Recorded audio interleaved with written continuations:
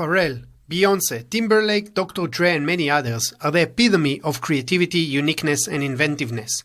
What can we learn from them? What music can teach us about innovation? How should business managers think about their role in leading creativity? All of these questions are the topic of today's show. Panos Panay and Michael Hendrix, the co-author of 2 Beats Ahead, What Musical Minds Teach Us About Innovation, will answer these questions and many more. So let's start. We are being told to choose between the left and right brain, between studying art and engineering, between creative and analytical thinking. Our society tells us that art and business are not connected. But what if society is wrong? What if it's misleading us? The good news is that understanding what art is can bring us to a new revelation. Art does matter in innovation, technology, and entrepreneurship. And with the help of this podcast and its guests, you as well will learn that art is not an object. Art is a mindset. You are listening to the Artian Podcast. With me, Nir Hindi.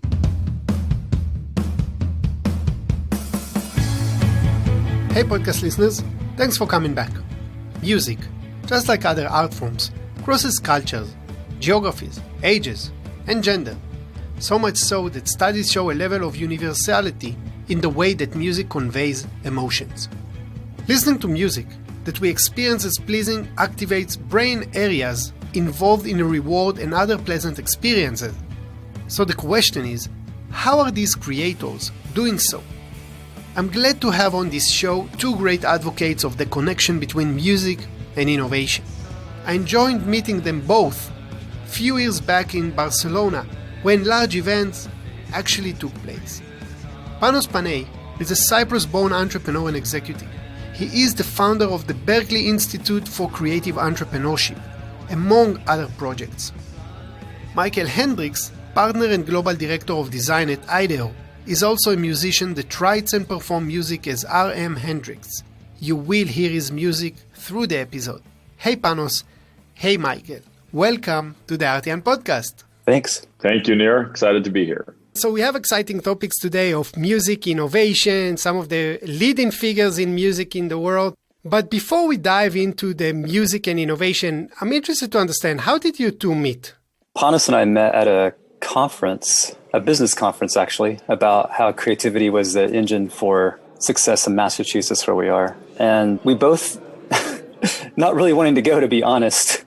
I'll let Panos tell his side of the story, but I did my spiel on stage, and then I was getting ready to walk out, and I saw a guy from Berklee was on stage talking about entrepreneurship, and I thought, I've been wanting to bring my design and music career together, and I know something about entrepreneurship, so I'm going to stick around and listen to this guy. Great. And Panos, what did you think? I don't know, Nir, if you've spent any time in Boston, but it's a beautiful city with a horrible climate.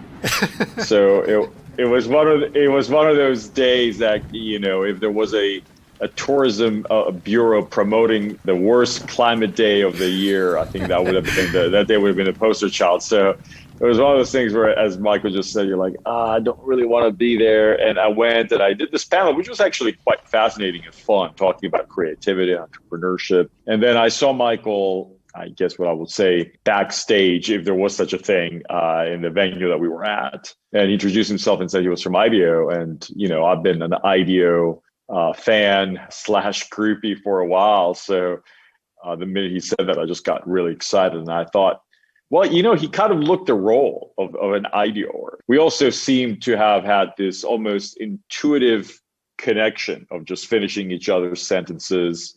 And that instant feeling that we had, or at least I had, when I met Michael, just hasn't really gone away, even after all these years. It's amazing how your instincts, and it's something that we talk about in the book, often, if you're in tune with them, really do speak very loudly.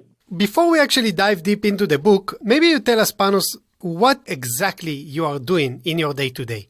So my role is Senior Vice President for Global Strategy and Innovation at Berklee College of Music, which is the world's largest contemporary music, dance, theater, and I'll say sonic technology school that is out there.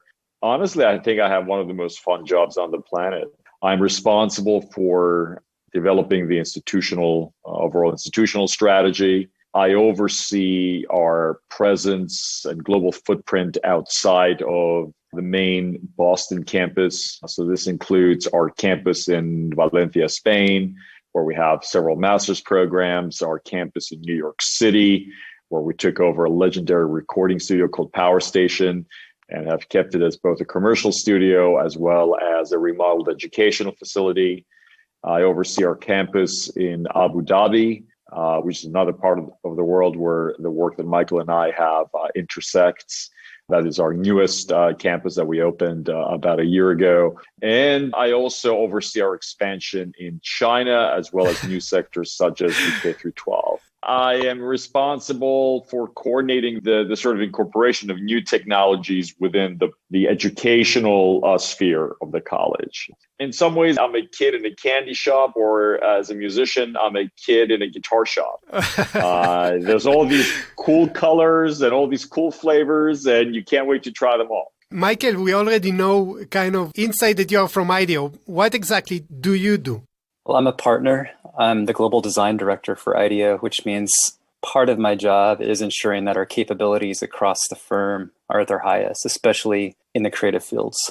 Would include any kind of expression from, our industrial design and graphic design to our business programs, our systems design, organization, etc. So the big question I'm always asking is, how do we continue to be as creative as we possibly can? How do we discover new methods? How do we attract new talent? That's where my head is. Not an easy question to deal with, but exciting one. Great. You are both obviously collaborated for a few years now, and you are immersed and operate and work with the world of music. And you have a new book, as just Panos mentioned, 2 Beats Ahead, What Musical Minds Teach Us About Innovation, in which you interview some of the leading figures in music, Dr. Dre and Jimmy Iovine, Beyoncé, Pharrell, Justin Timberlake, Bjork, and many, many others. First of all, congratulations. How does it feel to see your book out there in the world? Well, we're both musicians, and we're musicians that grew up in an era where LPs and cassette tapes and CDs were things that you found on bookshelves. So for me, it feels the same as if this is like 1987 and I walked into a Tower Records or an HMV and I saw my LP there, my record there. It just feels awesome. And at times you have to pinch yourself. Personally, it's been a lifelong ambition to publish a book, and sometimes careful what you wish for. So it's a super exciting time to be able to put this out there and hopefully stimulate a conversation. Yeah, and you, Michael? Yeah, I mean, we weren't going to do this book initially, or I wasn't. and I pointed some agents to Panos, and then Panos said, I'll do it if Michael does it. And so we ended up working together on it, which has been awesome. Panos mentioned that we're both musicians. I think anytime I make something and put out in the world, I have these feelings of excitement and fear coexisting. Yeah. And I feel the same way about the book. It's like you get this thing, you've worked so hard, you're so excited to see it done. And then it's like, oh my gosh, people are going to read this or people are going to listen to this. What's going to happen? So I'm in that mode right now, just waiting to see what kind of response we get. Sometimes you just have these thoughts that go through your head. And you're like, God, I wonder if people could actually read my thoughts, what they think. Maybe they'll think I'm completely insane. And putting out a book like this is kind of the equivalent of sort of capturing all these thoughts that you've had for years. And you're saying, world, here it is. And then you just sit back and wait and see what kind of reaction that you're getting. And hopefully the reaction we get is that we're 2 rational human beings that ought to be kept outside in society and not put away. But you never know. Positive people would love it. It's exciting topic. I can totally relate to the excitement and fear. When I published my book in Japan, I was all the time going to the Amazon to see if someone wrote, and then with Google Translate trying to understand what's going on over there. I have a fundamental question. Why did you decide to write a book about innovation and music? I mean, I know artists, and from what I do, I know that it's undoubtedly a book for everyone, especially for business people. But I'm interested to hear your point of view. Why publishing a book about innovation and music? In many ways, Nir, I feel that there's a few things happening today that created an urgency for us to put this book out. Number one, we're faced with real big, challenging, seemingly intractable, But if you're an optimist, you also believe that there are solvable problems. But they're unlike many that humanity's ever faced before, largely because of this confluence of different forces, not just things like pandemics that have existed for as long as humanity has existed, but also social changes brought about because of technological changes. So you really feel this pressure cooker of issues coming up. And we think that there needs to be a different way of approaching them and a different thinking that you need to apply in order to tackle them. The other, for me, is sort of a diminishing urgency around the value of creative education and what this means, not just for people who consider themselves creatives, but also for the rest of people out there who are creative and they just don't know about it. But what distinguishes us from other species is our creativity, is our ability to imagine and dream things and then kind of sort of make them happen, right? And we're seeing the pendulum swung too far towards one side of science, technology, mathematics, engineering. That's fantastic. But there is the C component that's missing, the creativity. And then the third, at least me teaching in a music school or being part of a music, dance, and theater school, I have experienced firsthand, being a graduate of Berklee, the applicability and transferability of these skills that I learned that I never quite applied as an ongoing working musician, but I sure as hell applied them as an entrepreneur. And I believe they were key to whatever success that I experienced. And when I went to Berklee, part of what drove me was a desire to show to students that the very instincts that they have, they're not just applicable to them as performers or creators, but they're also applicable to them as humans and as entrepreneurs and as actors in society, if you will, and responsible citizens. So these, for me, were the reasons, what I'll say, the urgent reasons that compel us to put this book out there. I think you are spot on with many of the things that you mentioned. So we are going to hear some of those skills and lessons that you discovered on your way, how music and what musicians are doing and how it's relevant for business. And in the summary of the book, you say, and I quote, "They don't think like we do, and in the creative process, they don't act like we do." And I'm interested, Michael, how do they think? Why? What makes musicians think different? You know, when we were working on this book, we were really conscious to not make it a book of methods, that it really, we felt, needed to be a book of mindsets, a way of seeing the world, a way of processing the world. And so I'm really happy that you pulled that quote out in particular, because I think it does summarize what we're interested in. The mindset of a musician, I think, is very much one of curiosity, discovery, a little bit of opportunism, the ability to see an opportunity and take advantage of that moment. And what we try to do in the book is break down some elements of those mindsets into a creative process. So, how you get inspired through listening, how you might experiment with those things you get inspired by, how you might choose to work with somebody else to help manifest those ideas, whether that's a direct collaborator or even a production collaborator.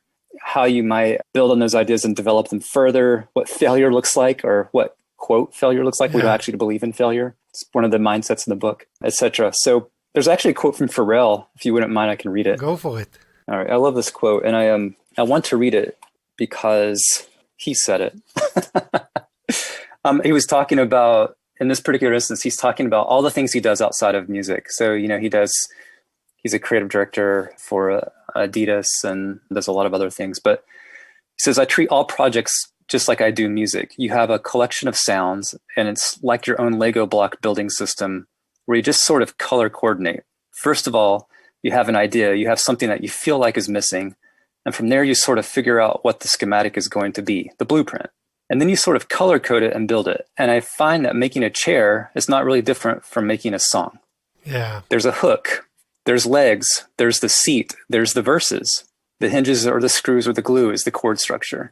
That's the musician's mindset. And that really is the glue of the book, being able to help you, the reader, build that perspective to see the world in that way." We spoke about this, the way they think, this mindset. And you also said the creative process, they don't act like we do. Now, I'm positive there are many kind of lessons that we can learn from, and I want to try maybe break the way they work or act. And one of the things that obviously is natural and fundamental to music is the ability to listen. What did you learn about listening, Panos? Well, it took me a long time to learn that. I always felt that what distinguishes a great musician from everyone else is not so much what they say, how they hear and how they listen and what they pick up. And even in the book, we talk about the importance of silence in between the notes. And Miles Davis famously said that it's not the notes, it's really the space between the notes that's the music. And in my experience as an entrepreneur, this ability to sort of sit back and absorb and truly listen to the environment, to what somebody's saying, whether it's your employee, whether it's a prospective partner, is maybe key to being able to address their respective needs, right? And a musician, in many ways, that's what they're doing. They're listening and they're responding. They're responding to an audience, they're responding to their environment.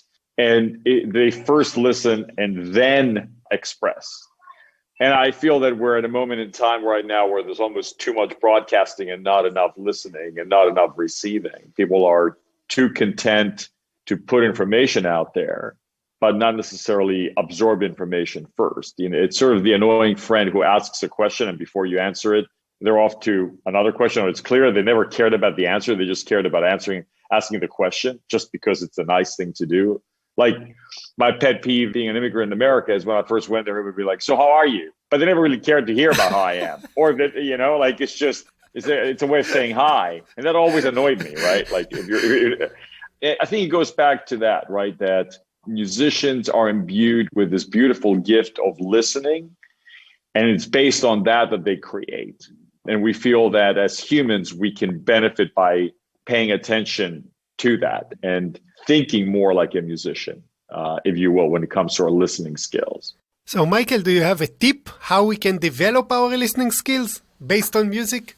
Yeah, the quote that Panos used from Miles Davis, the space between the notes, that's actually a great strategy, is starting to look for what's not there versus focusing on what is there. So, we give an example in the book of Iovine and Dr. Dre developing beats, and I won't tell you the story, but like one of the simple insights is they just recognize, like in a new era when everybody was wearing earbuds or headphones all the time because of the iPod, nobody was hearing music like they were hearing music in the studio as the artist intended. It was a very simple observation, but that observation led to a series of decisions they made that eventually led to the launch of Beats.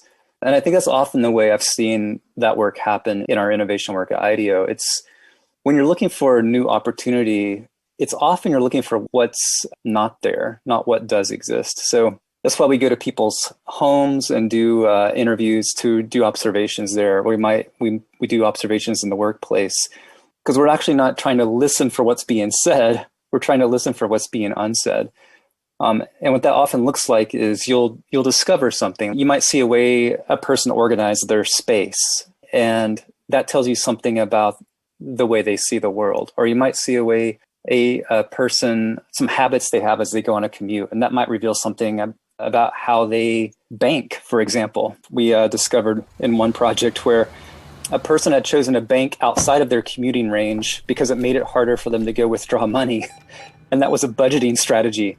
They would have never told us that, but in starting to understand how they travel and how they make the choices, you can start to understand what isn't there, and what isn't there is the most interesting thing. It's very interesting because in painting and drawing, you have what's called the negative space, that instead of drawing the chair itself, you draw the spaces in between the parts of the chairs. It's very interesting to see the similarities in music, the space between the notes.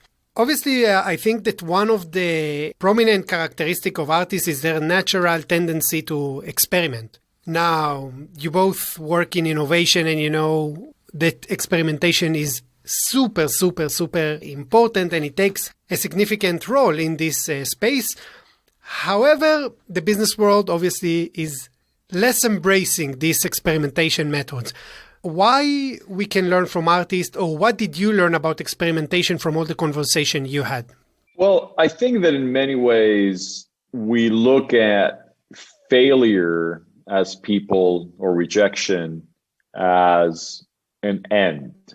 And we are conditioned in many ways to want to avoid it at all costs. And there's even all these expressions often found in business. Failure is not an option.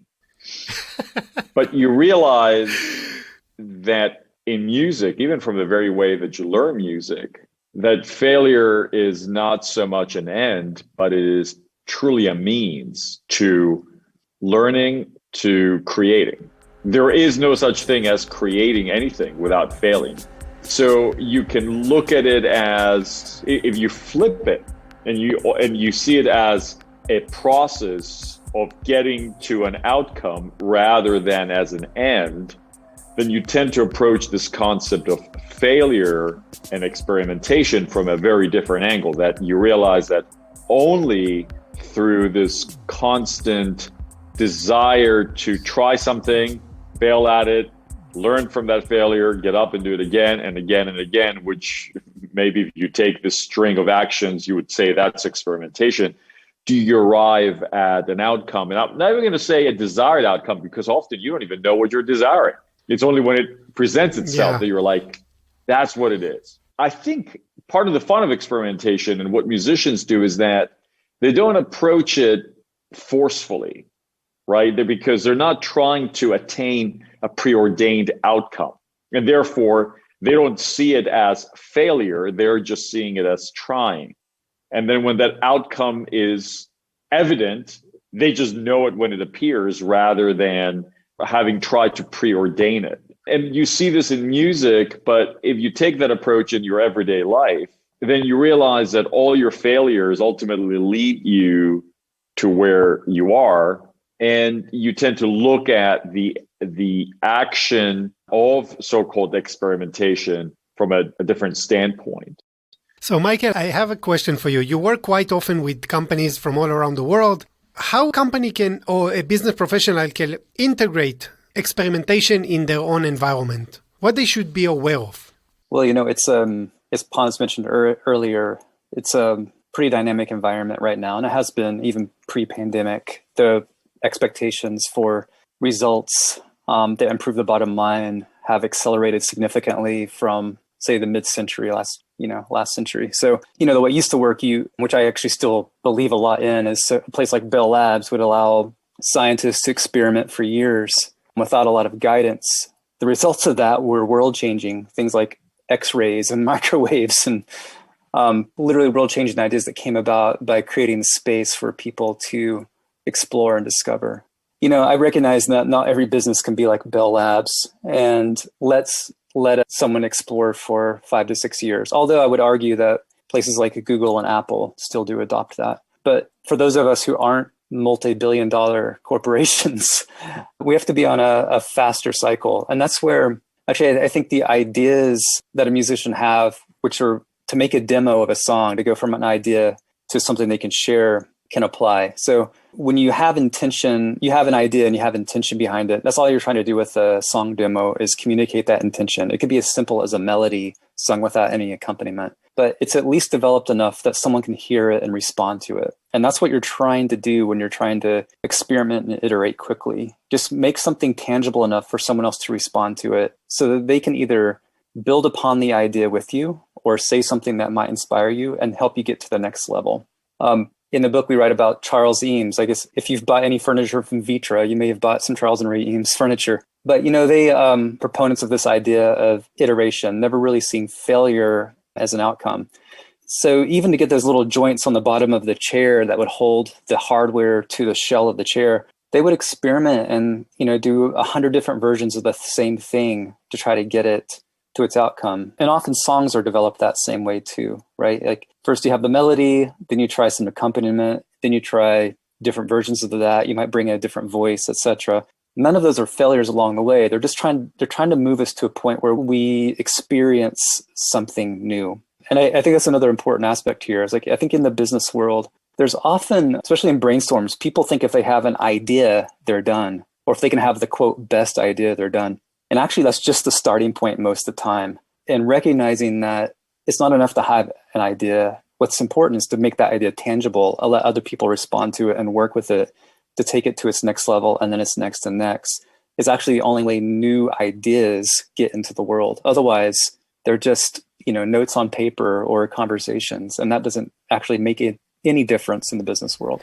You're talking and I'm asking myself if it's not the artist that invented the lean startup and not the startup that invented the lean startup. It's like, great. Let's take a short break and we'll be right back. Hi, listeners. It's clear that our speakers are at the intersection of art and innovation, but they didn't just arrive there casually. They developed their skills, gained knowledge, and more importantly, grew their artistic mindset. Would you like to develop some of these skills, capabilities, or a growth mindset? Then I would encourage you to check our art-based learning experiences. Whether you want to build your leadership skills or your innovation competencies, our training can be just what you are looking for. Visit us at www.theartian.com. That is TheArtian.com to learn more. We are back with Michael and Panos, and we were just talking about experimentation. And one of the things I think that Michael and Panos were fortunate, not only on what they are doing, is that they got to speak with some of the most amazing, I think, living artists today. And I'm interested to hear what you learned. We were interviewing Imogen Heap about one of her breakthrough songs, or actually her breakthrough song. And what was interesting is she tells a story about she had been working on a new record for roughly over a month. And she had it, for some reason, she hadn't saved anything she had been recording. And her hard drive crashed. And she lost everything in an evening. And she thought to herself, well, rather than just like letting this be the end of my day, I'm going to do something else today. So she grabbed a piece of gear off the shelf that one of her friends had loaned her. And it was basically a vocoder. And she started to sing along with that vocoder. And within an hour had a rough melody and a new idea for how that song should sound. And what was interesting about it, it was a complete experiment, right? It was just an emotional response to a bad situation. But her willingness to not wallow in that moment, but to actually just pick up something new and try it, took her in a new direction that actually opened up all kinds of new doors for her. And we've seen this pretty regularly. I mean, context can be everything for success in this. And when you're experimenting, like Radiohead, we were really curious to find out like how they would develop songs over time, and one thing that happened for them, unfortunately, is they had some of their files stolen a couple of years ago during the anniversary of OK Computer. But there were 18 hours of demos and live recordings from those sessions that were released. And one thing that was evident from that is they had so many rich ideas that they didn't try to use them all at one time. The context for when those ideas felt relevant changed. So ideas they had in 1995, some of them made on to OK Computer in 1997, but some weren't released or further developed in 2001 on Kid A, or in 2010 on In Rainbows, or even in 2016 on A Moon-Shaped Pool. So one song was 21 years old, True Love Waits. They wrote it in 1995. The context just wasn't right. And I think that's another important part about experimentation that we have to remember, is that all these ideas we try or ideas we have, the post-its on the wall that you don't use, they're actually worth saving. They're worth remembering. I had a client once that just kept a notebook of all of his ideas, and he would go back 10, 15 years and read them again to see if they made any sense today. Amazing. They didn't make any sense at the time. Maybe they were like too far ahead technologically. Maybe the company at the time wasn't set up to achieve what he was looking for. But he could look at it now and see, oh, this makes perfect sense in this moment with the market conditions. Exactly the same idea of Radiohead holding us on for 21 years. I often think we throw away lots of good ideas because we don't understand their relevance in that moment. But we have to believe that they will be relevant someday, or they can be relevant someday. And that can be the key to having great ideas consistently down the road. Yeah, so interesting. It's like suddenly I think about experimentation as building your own creative database that you can always go back and pull. Yeah, in the book, we have this part where I'm interviewing Justin Timberlake at Berklee. And I think it encapsulates everything that we're talking about in one phrase that he used. And it says, I've learned, or he says, dare to suck. That's the big advice that I have. And I remember when he said it, I thought, what a cool way of capturing this concept. It takes bravery to experiment. And to put yourself out there. And put yourself out there.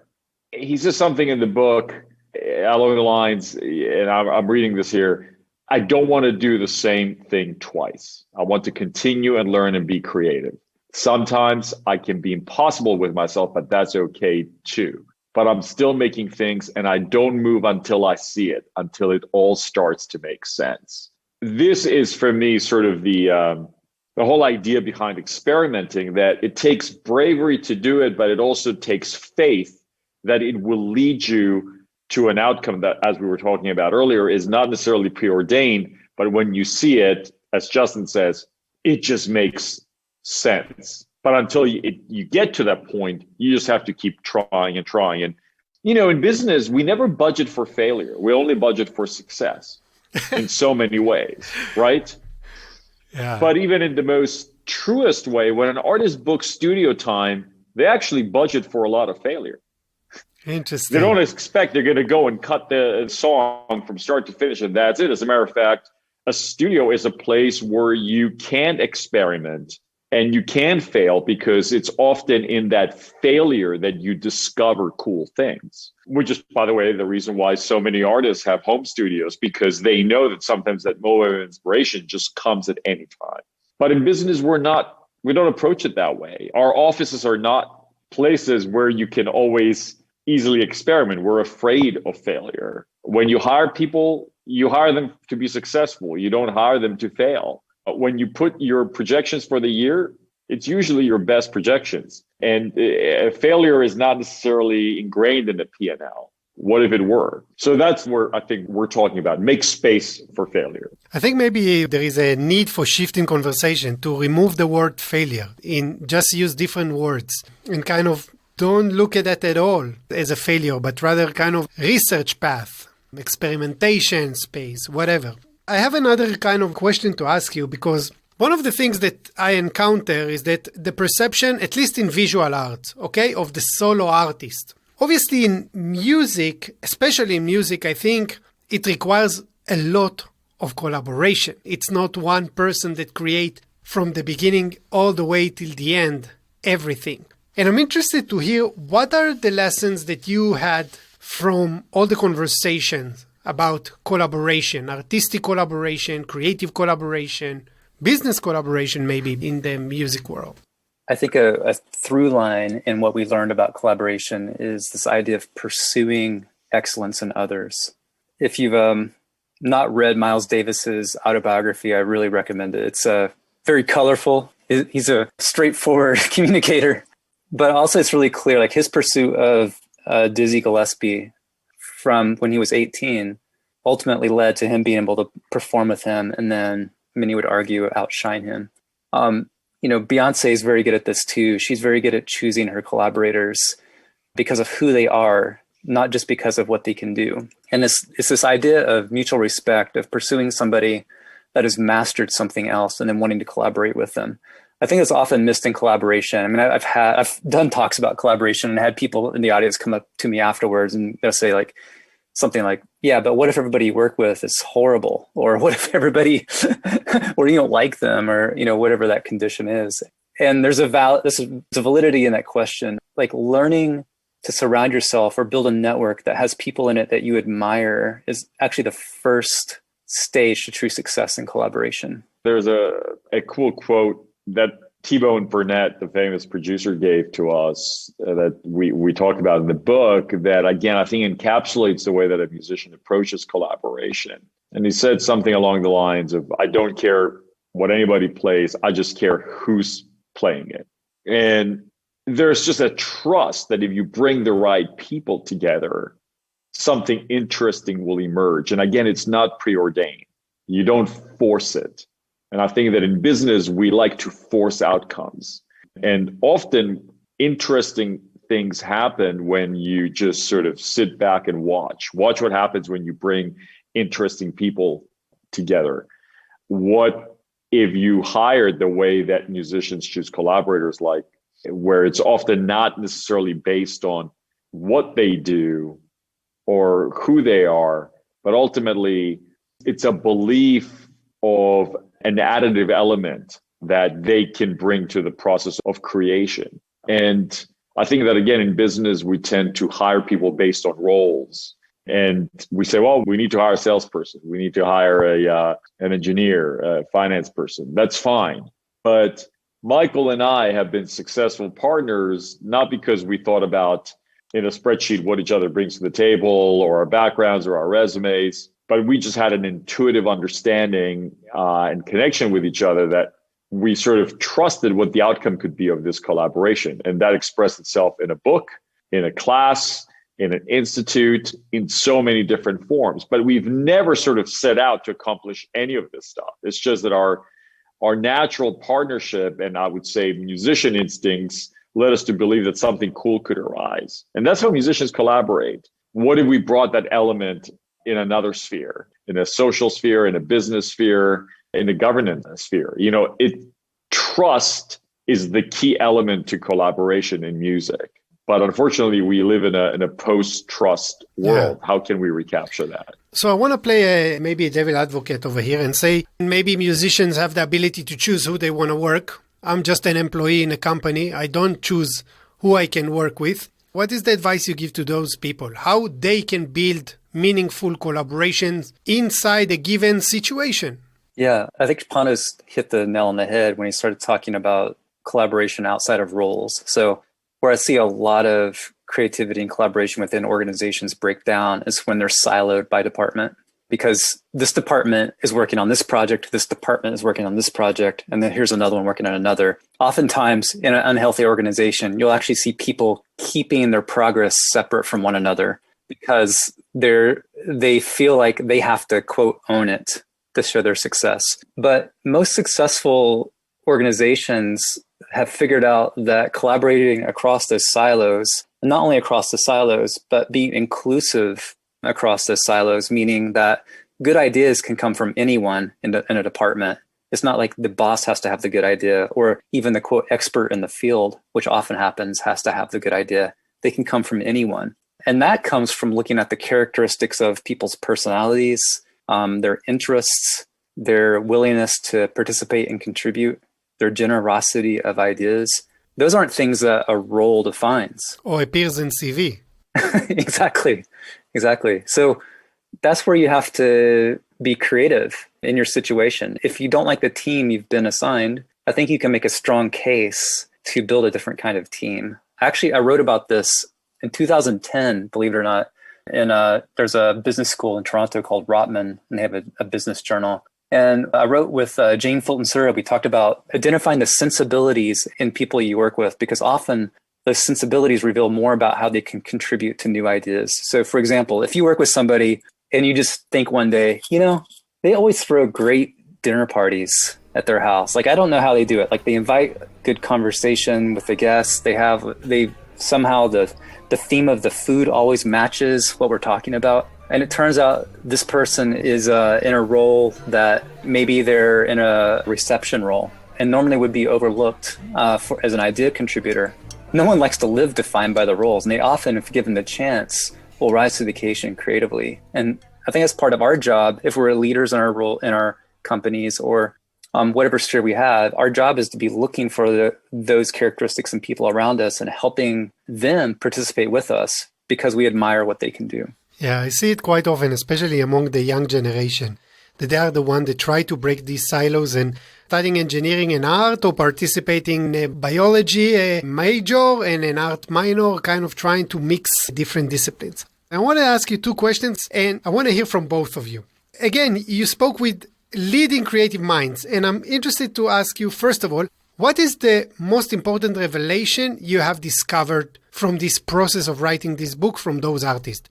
That what I thought was just the way that I was able to sort of perceive my musicality, if you will, as something that was liberating and applicable in so many other ways, that was something that existed among all the people that I talked to. Also, that it had an intuitive and resonant connection to people. And, often in life you have hypotheses, right? But, you express them and they just don't really resonate with anybody. It was fascinating for me to talk with so many musicians and so many creators and begin to realize, okay, what I'm thinking, what I'm sensing, what I've suspected is beyond that. It's in fact something that we all commonly share. And there's something beautiful about realizing that, especially talking with so many people and so many musicians in this process, some of whom are world-renowned, like Pharrell and Justin Timberlake and a number of others. And some of them are up-and-comers. But you realize that irrespective of who these people are, they all have this connection. And that both their connection to creativity and to music, as well as the way that they emote and relate to the world, there is a commonality and a community almost around it. So it was beautiful for me to kind of observe almost a warm glow from talking to these people, because you realize that we share this bond as creative beings. But then taking that and expressing it to others and seeing how they intuitively resonated with this idea, because I do believe that music is within all of us and we intuitively resonate with it, that immediately this message just hit home for everybody. That to me was the biggest revelation. Great. And Michael, what was your biggest revelation from this process of writing the book? We wrote a chapter about producing. I was surprised by how relevant it was to my role as a creative leader in a design innovation company. So one of the interviews that really stood out to me was with Hank Shocklee, who is a member of, quote, the Bomb Squad, founding member of Public Enemy, record executive, marketing executive. He had this philosophy that he shared with us that I just haven't been able to get out of my head ever since he said it. I've used it over and over again. And he started with a metaphor. He said, what we know about the known universe is that it's 3% matter and it's 97% something else. Call it dark matter. We don't know what it is. You can't see it, but we know it's there because we do the math, right? He said, when he works with an artist, he uses that mental model and he sees the artist as the 3% and he sees everything else around the artist as the 97%.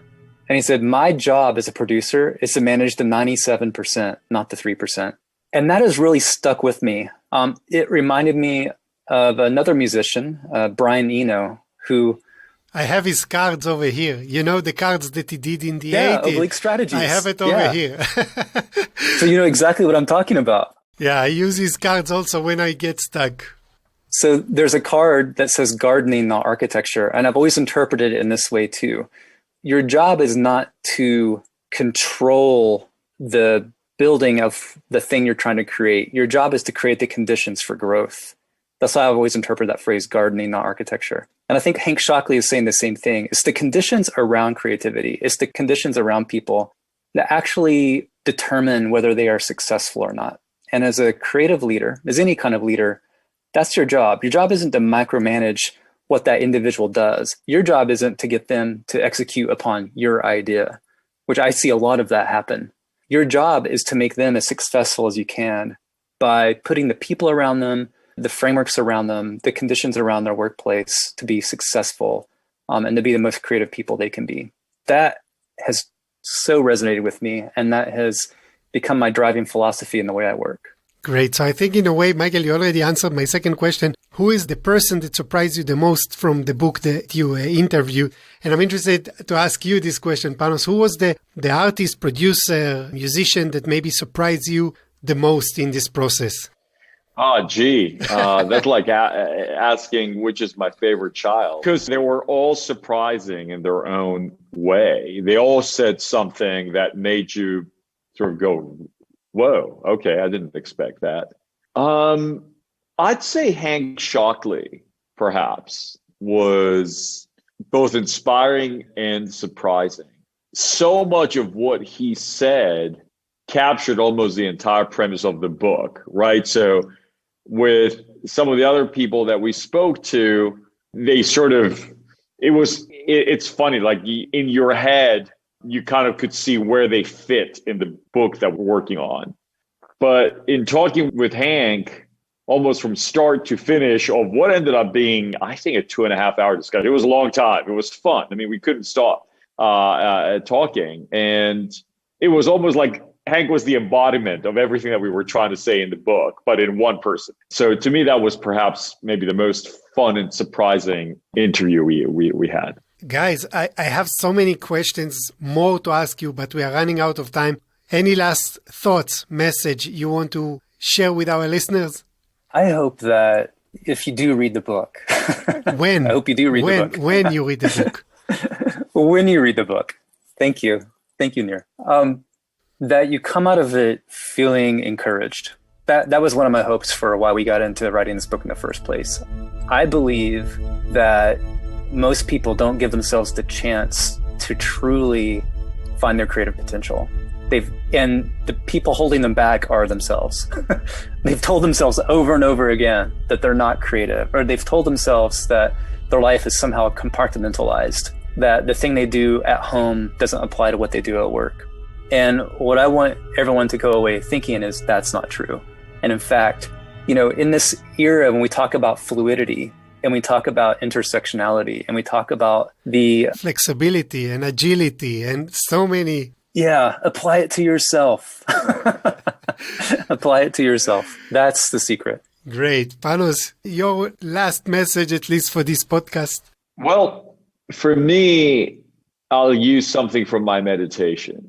And it's this idea of the blue sky, right? That no matter how gray the day is and rainy and cold, when we started this podcast with a gray, rainy, cold day in Boston, maybe we're finishing it with one. No matter what the weather is like in Boston, I always know what the weather in Cyprus is like where I am right now, which is blue, sunny skies, right? But that blue, sunny sky is everywhere. It's just obscured by clouds. And I think the same thing about creativity. We're all creative.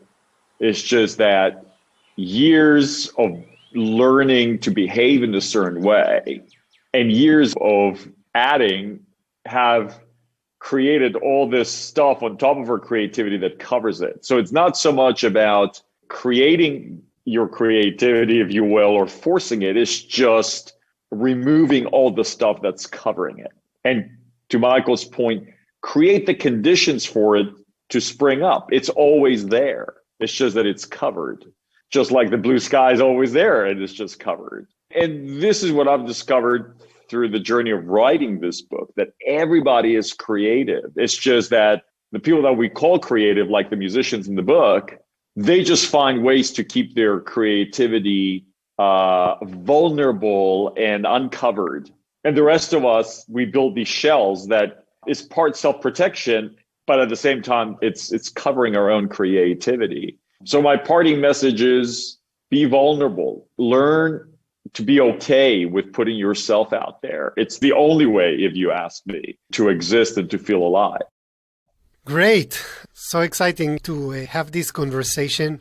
2 Beats Ahead, What Musical Minds Teach Us About Innovation is available on Amazon and leading bookshops. Check it out. Links will be on our website as well. Panos, Michael, thank you very, very, very much. Best of luck with the book. And first of all, at least from me, thank you for putting art and music on the map on the business innovation world. Thank you guys very, very much. Thank you. Thank you, Nir. I encourage you to check Michael and Panos' book for the simple reason that if you're looking to develop out-of-the-box thinking, if you are looking for a different perspective, that can be a great start. Next time you listen to a song or a music piece, remember, most likely it is the result of experimentation, of failure, or collaboration. And one last thing, if there is one piece of advice I take from this podcast, is the following. Listen more. And until you come back again, I will be here waiting for you with another episode of the Artian Podcast. Once again, thanks for listening. Thanks again for choosing us, listening to us, and staying with us till now. We know that with so many content out there, you chose to listen to this one. So thank you for that. We are producing our podcast without any help. So if you find this valuable for you, I will be super grateful if you can help us spread the word by leaving a rating or a review. It will take you less than a minute and it's really, really valuable for us. Special thanks to Daniel Duran who mixed and mastered this episode, and Abigail Dyson, our wonderful intern, who help us put this podcast out there. If you're interested in working with us and upskilling your team's capabilities, if you are looking to hone and develop an artistic mindset, then I would recommend you to check our workshops and training. All the information is available on our website. You can subscribe to our podcast on Spotify, Apple Podcast, or wherever you get your podcast. Our previous shows are available on our website, www.theartian.com/podcast. Each episode includes show notes, guest recommendations, videos, and other materials. We can also be found on our LinkedIn page, Instagram, Facebook, or Twitter. And you can reach us directly via email at podcast@theartian.com. Once again, thanks for listening. I will be here waiting for you on another episode of the Artian Podcast.